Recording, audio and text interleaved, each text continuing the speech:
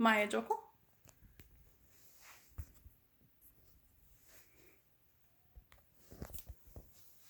Hi, my name is Maya Jokal, and today I will be persuading you to get more involved with Nevada education. This is a very important problem that's going on with our education system right now. There's a whole bunch of different things, and I will be explaining them to you today, and hopefully you'll get more involved. So before anything, I was born and raised right here in Las Vegas, Nevada. I went through Clark County schooling K through 12. I'm also in my first year of college here. I have also been a student aide to multiple teachers, so I've seen firsthand what they go through and the headaches and the responsibilities that they have to deal with every day. As well as this year, a very good friend of mine became a first year teacher, and she has 3 kids at home as well as her 40 kids from distance learning. So I've been helping her out with her kids at home, and it has been an experience to see what she goes through every day and what the school system really is and what's behind that curtain. So, why is education important? This can range from many different answers, such as just wanting to get away from home or having a structure and organization in your life, or going to school is a way for you to become the best version of yourself. But not everybody has that ability. What happens if you neglect those abilities to learn at the same pace as everyone else and understand at the same pace as everyone else and what they're learning right now? How is that fair to that student? So that's why Nevada education is so flawed and needs a complete reformation when it comes to funding and teachers training and comparing children. There is a reason why we are so low in the United States when it comes to Nevada education in general. And we need to make it better. And there's a couple ways how. One of the reasons why first of all, why are we one of the worst in the nation when it comes to that?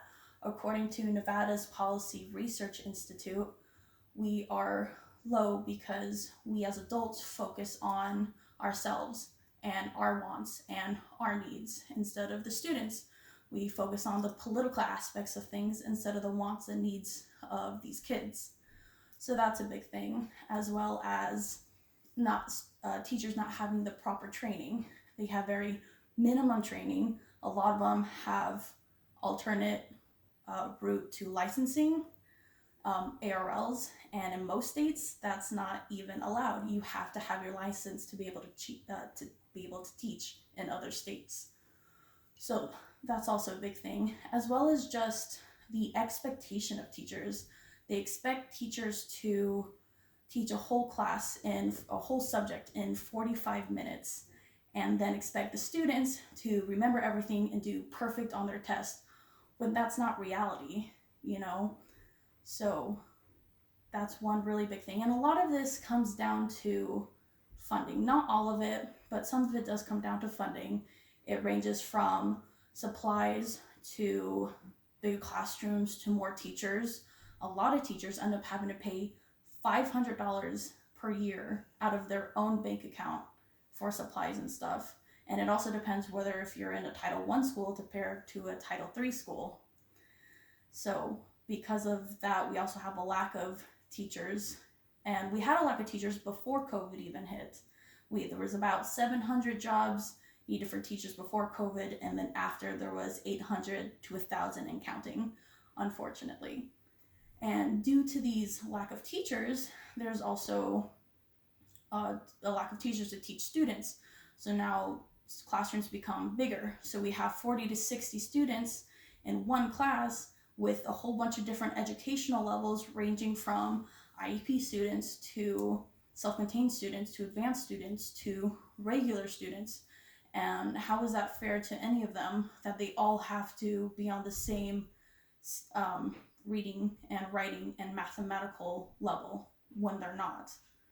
So that's one really big thing.